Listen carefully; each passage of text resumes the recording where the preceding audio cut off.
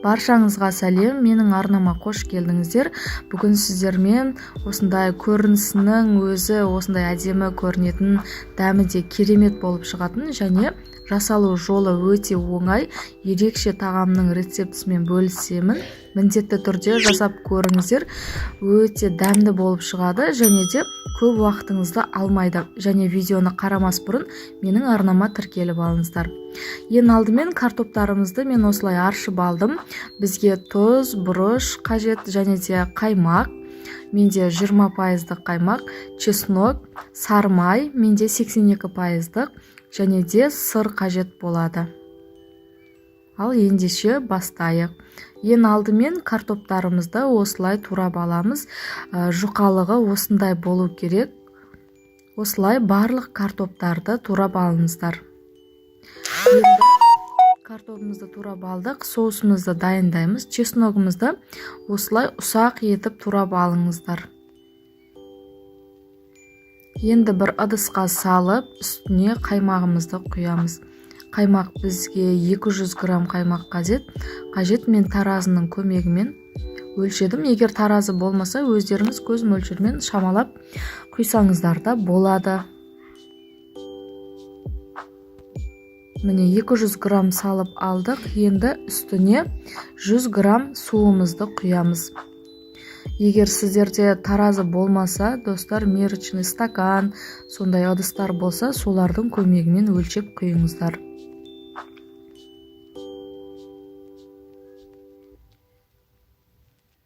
Міне 100 грамм суымызды құйып алдық. Енді жақсылап араластырып аламыз.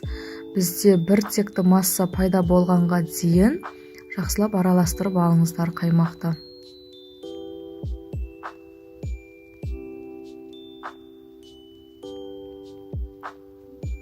Бұл бізге қазір картоптың үстіне құйғанға керек болады.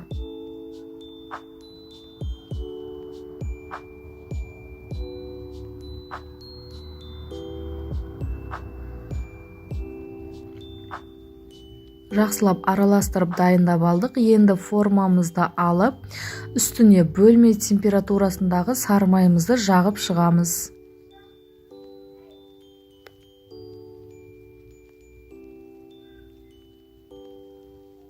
Бөлме температурасындағы сармай өте тез жағылады.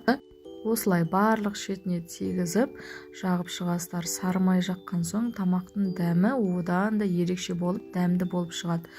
Егер сіздерде 82% сармай болмаса, кез келген басқа сармайды қолдана берсеңіздер болады.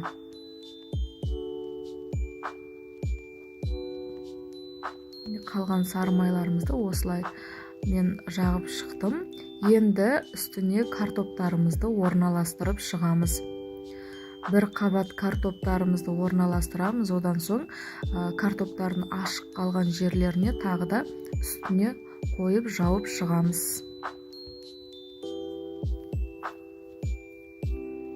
Осылай барлық ашық қалған жерлерін жауып шығыңыздар картоппен.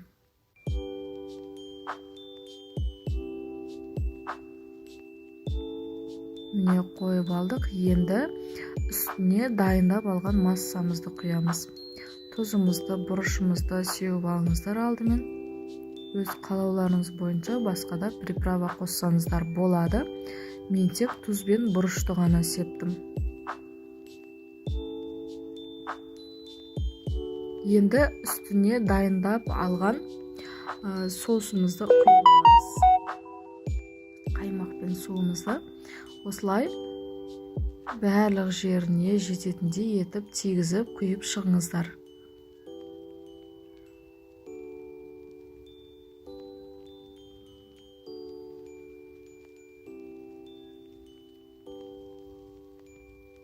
Енді оның үстіне сырымызды үккіштен өткізіп сеуіп аласыздар.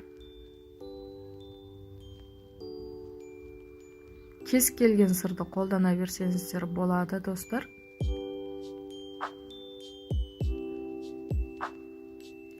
Асығыс кезде, тағам дайындауға уақыт болмағанда жасап көрсеңіздер болады. Өте оңай және дәмі де сондай ерекше болып шығады. Міне сырымызды сеуіп алдық. Енді үстіне қайтадан картоптарымызды орналастырып шығамыз. Достар, егер менің арнама тіркелмеген болсаңыздар, тіркеліп алыңыздар. Сіздермен осындай ерекше рецепттермен бөлісіп отыратын боламын. Тағы да барлық картоптарымызды орналастырып шығамыз.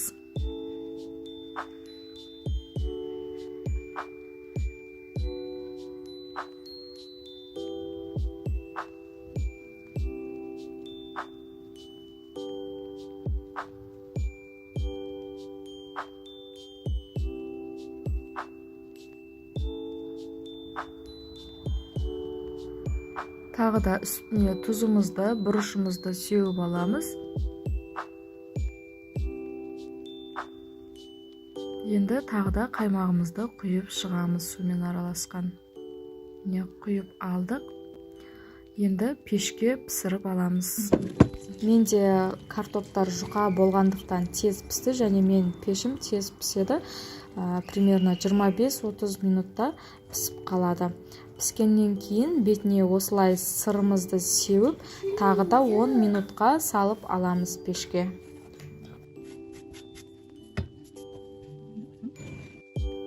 Міне достар, біздің тамағымыз уже дайын болды. Қараңыздар, көрінісінің өзі сондай әдемі, тіпті жеуге қимайсың. Міндетті түрде жасап көріңіздер достар, өте дәмді болып шығады. Күнделікті бір тағамнан жалықсаңыз, осылай ерекше рецепттермен жасап отбасыңызды қуантып отырыңыздар. Және менің арнама тіркелуді ұмытпаңыздар. Видео ұнаған болса, лайк басып, комментарий қалдырып кетіңіздер. Келесі видеода кездескенше.